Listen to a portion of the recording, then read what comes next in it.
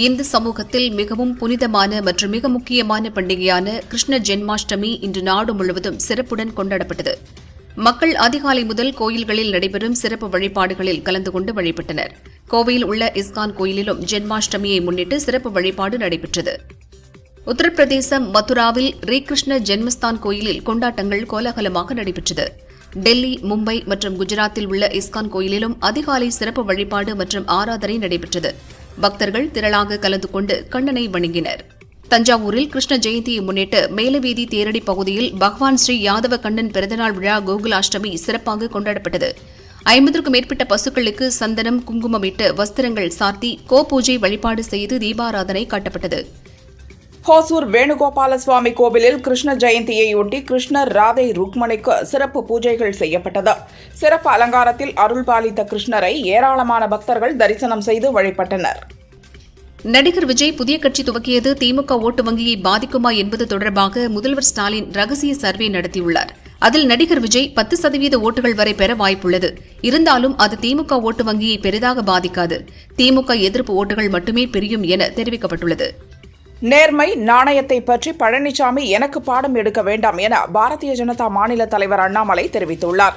கூவத்தூரில் ஒப்பந்தம் அடிப்படையில் முதல்வரை தேர்வு செய்தீர்கள். தவழ்ந்து காலில் விழுந்து பதவியை பிடித்தீர்கள். 10 ஆண்டு பச்சை இங்கில் கையெழுத்து போட்ட என்னை பற்றி பேச பழனிசாமி என்ற தற்குறிக்கு எந்த அதிகாரமும் இல்லை என பழனிசாமியை கடுமையாக தாக்கி பேசியுள்ளார். சென்னையில் நடந்த புத்தக வெளியீட்டு விழாவில் மூத்த அமைச்சர்களை வைத்து எப்படி சமாளிக்கிறீர்கள் என முதல்வரை பார்த்து ரஜினிகாந்த் கேட்டார். மூத்த நடிகர்களை எல்லாம் பல்லு போய் தாடி வளர்ந்து சாகர நிலையில் உள்ளவர்கள் மற்றும் வயதானவர்கள், இவர்கள் நடிப்பதால் தான் இளைஞர்களுக்கு வாய்ப்பு கிடைப்பதில்லை. அதை மறந்து ரஜினி ஏதோ பேசுகிறார் என அமைச்சர் துரைமுருகன் பதிலடி கொடுத்துள்ளார்.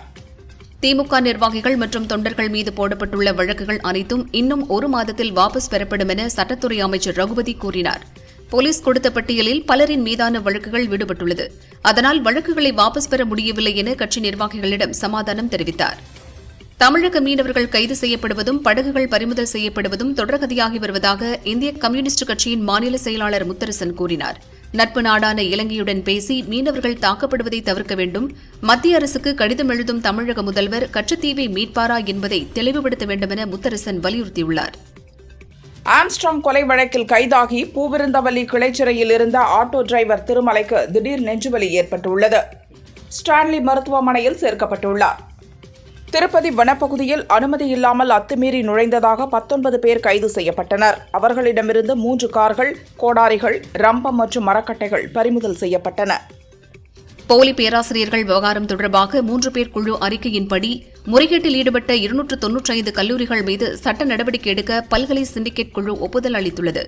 900 பேராசிரியர்கள் வாழ்நாள் முழுவதும் கல்லூரிகளில் பணியாற்ற தடை விதிக்கவும் கிரிமினல் நடவடிக்கை எடுக்கவும் திட்டமிடப்பட்டுள்ளது.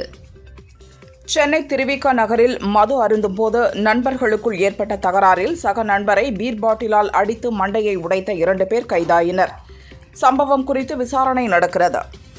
சென்னை தேனாம்பேட்டை திமுக தலைமையகம் அண்ணா அறிவாலயத்திற்குள் 2 பீர் பாட்டில்களை வீசிய கண்ணகி நகரைச் சேர்ந்த கோவர்தன் என்பவரை போலீசார் கைது செய்தனர். பீர் பாட்டில்களை வீசியது ஏன் என போலீசார் தீவிர விசாரணை நடத்தி வருகின்றனர். பெரம்பூரில் குட்கா விற்பனையில் ஈடுபட்டவரை போலீசார் கைது செய்தனர். 5 கிலோ குட்கா பறிமுதல் செய்யப்பட்டது. போலீசார் விசாரிக்கின்றனர். விசாகப்பட்டினம் ஆர்கே கடற்கரையில் கடல் நீர் 400 மீட்டர் உள்வாங்கியது. அங்கிருந்த மக்கள் அதை ஆச்சரியத்துடன் பார்த்தனர். காலநிலை மாற்றம் காரணமாக கடல் உள்வாங்கியதாக வானிலை ஆய்வு மையம் தெரிவித்துள்ளது. தமிழகத்தில் கடந்த 8 மாதங்களில் 47 யானைகள் இறந்துள்ளன. இதில் 4 யானைகள் மட்டுமே மனிதர்களால் கொல்லப்பட்டன என வனத்துறை அறிக்கையில் கூறப்பட்டுள்ளது. அதேபோல் கடந்த 8 மாதங்களில் 5 புலிகள் இறந்துள்ளன. 1 நெல்லையிலும் 4 புலிகள் நீலகிரியிலும் இறந்துள்ளன. அதில் நீலகிரி மாவட்டம் கூடலூர் பகுதியில் 2 புலிகள் விஷம் வைத்து கொல்லப்பட்டது முதற்கட்ட விசாரணையில் தெரியவந்துள்ளது. தென்னிந்திய பகுதிகளின் மேல் வளிமண்டல காற்று சுழற்சி தொடர்ச்சியாக நீடித்து வருகிறது. இதன் காரணமாக தமிழகத்தில் ஒரு சில இடங்கள் மற்றும் புதுச்சேரியில் இன்று இடி மின்னலுடன் மிதமான மழை பெய்ய வாய்ப்புள்ளது. வரும் 31ஆம் தேதி வரை இதே நிலை தொடர வாய்ப்புள்ளது என சென்னை வானிலை ஆய்வு மையம் தெரிவித்துள்ளது. தஞ்சாவூரில் கிங் விக்டோரியோ கராத்தே கழகத்தின் சார்பில் கராத்தே தகுதி தேர்வு போட்டி நடைபெற்றது. இத்தேர்வில் தஞ்சை மாவட்டத்தைச் சேர்ந்த 300க்கும் மேற்பட்ட மாணவர்கள் பங்கேற்று தங்களது திறமையை வெளிக்காட்டினர். திருவாரூர் மாவட்ட அமைச்சர் ஆண்டழகன் மற்றும் ஃபிட்னஸ் அசோசியேஷன் சார்பில் 3ஆம் ஆண்டு மாநில அளவிலான மிஸ்டர் டெல்டா 2024 போட்டிகள் மன்னார்குடியில் நடைபெற்றது. தமிழகம் முழுவதிலுமிருந்து 150க்கும் மேற்பட்ட வீரர்கள் கலந்து கொண்டனர். இறுதிச் சுற்றில் சென்னையைச் சேர்ந்த ஹரிஹரன் முதல் பரிசாக ரூபாய் 20,000 ரொக்கப் பரிசு மிஸ்டர் டெல்டா 2024 பட்டத்தை வென்றார். கொலை வழக்கில் கைதாகி சிறையில் அடைக்கப்பட்டுள்ள நடிகர் தர்ஷன் நாற்காலியில் அமர்ந்தபடி கையில் காஃபி மற்றும் சிகரெட்டுடன் 3 பேருடன் ஜாலியாக பேசிக் கொண்டிருக்கும் புகைப்படம் இணையத்தில் வைரலாகி வருகிறது. இந்த புகைப்படம் குறித்து சிறை அதிகாரிகள் இதுவரை எந்த விளக்கத்தையும் அளிக்கவில்லை. இவர் கொலை குற்றம் சாட்டப்பட்டவரா விஐபியா என இணையத்தில் விவாதம் கிளம்பியுள்ளது. அகில இந்திய சமூக நல அமைப்பின் வெள்ளை விழா கொண்டாட்டம் புதுச்சேரியில் நடைபெற்றது. இதன் நிறுவனரான இயக்குநர் பாக்யராஜ் சிறப்பு விருந்தினராக பங்கேற்று தமிழகம் மற்றும் புதுச்சேரியைச் சேர்ந்த சாதனையாளர்களுக்கு விருதுகளை வழங்கி கௌரவித்தார். மத்திய கிழக்கு நாடுகளில் தொடர்ச்சியாக குண்டுகள் வீசப்படுவது கவலை அளிக்கிறது. இதே நிலை நீடித்தால் 3ஆம் உலகப் போர் மூழும் அபாயம் உள்ளது என அமெரிக்க முன்னாள் அதிபர் டொனால்டு டிரம்ப் தெரிவித்தார்.